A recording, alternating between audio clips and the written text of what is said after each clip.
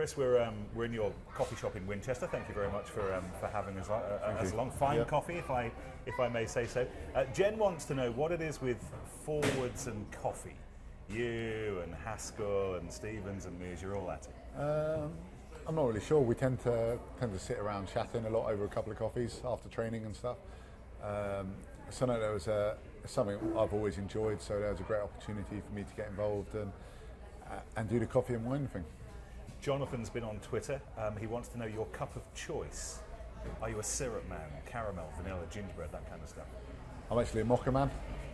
Mocha or hot chocolate. I love a good hot chocolate, whipped cream, marshmallows. Whipped cream and marshmallows? Probably not great for you, no. As a little treat, especially when it's kind of Christmas time. Yeah, put a bit of cinnamon in there and it's lovely.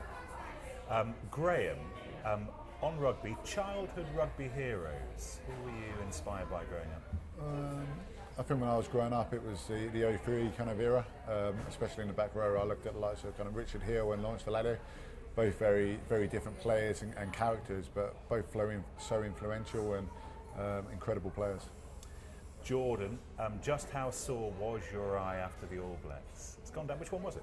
It was my left eye. It's finally just about healed, although some of the guys say it's still there a bit. Yeah, it was pretty sore. It was more the next day when I think the adrenaline had kind of run out and you wake up and it's ice in your eye is not the most comfortable thing. No. Is that the Robshaw cure? Is that the best way to deal with it? Yeah, it tends to get it down pretty quickly. So yeah, it's pretty painful. Jack, this is a topical question. Thoughts on the Welsh regions playing in the Aviva Premiership? What do you knock around those kinds of ideas? We don't really think about it too much. It could make it quite exciting, playing different opposition. However, it would make a lot more games. There's plenty of games for us at the moment. Would the calendar need an extra 4 or 5 games? What it is. But it's a decision which is out of our hands. It all depends on what happens in Europe and stuff like that. So there's a lot of variables in it. But yeah, we'll have to wait and see. Peter's been on Twitter. Similar line of questioning. Would it be a good idea if more British players had to go at Super 15 rugby? Potentially.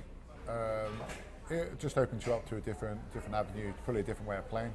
You always ask the guys who have come from Super 15 when they come over here what it was like, and a lot of them say it's a lot quicker. But the English game tends to be slightly different. But no, I think it would be a good experience for a lot of guys. You have a fancy?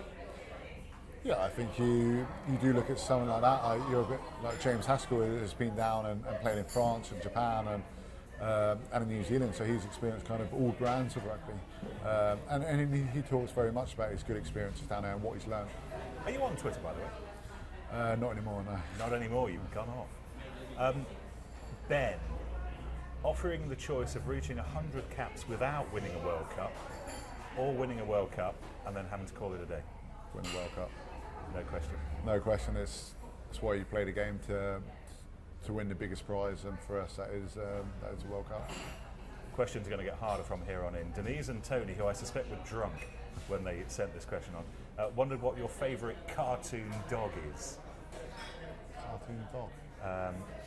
Muttley, Scooby-Doo, Dog Tanyan, they were examples they were throwing around. Is there a Harry?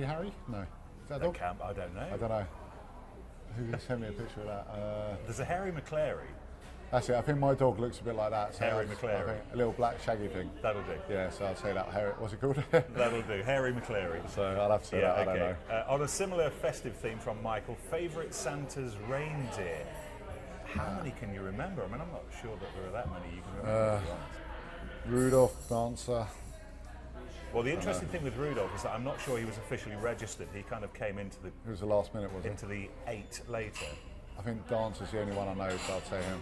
For the record, Dasher. It might be Dasher. Sorry. Dasher, Dancer, Prancer, Vixen, Comet, Cupid, Donner, and Blitzen. I'll say Dasher, as that's the one I know. Good. What position would Dasher play? 13. Okay, well, on the subject of 13s, Cameron, who would you pick at 12 and 13 for England in the Six Nations? Not your job, I know, but... I don't know who's fit. We'll have to wait and see. That's a cop-out, Chris. And that's what I'm going to do. Okay, okay. Actually, just out of interest, without naming names, would Stuart or Connor come to you in terms of team selection every now and again and get your thoughts? Yeah, we sometimes talk about various things, whether it has an influence or not, I'm not sure. I'm going to wrap this up. Final question from Sandy. You'll like this one. She's had flu this week and wondered if you could pop round to do some hoovering. Brilliant. I think I'm busy this weekend. I've got a game on Sunday, otherwise I would. Brilliant. Cheers, Nick.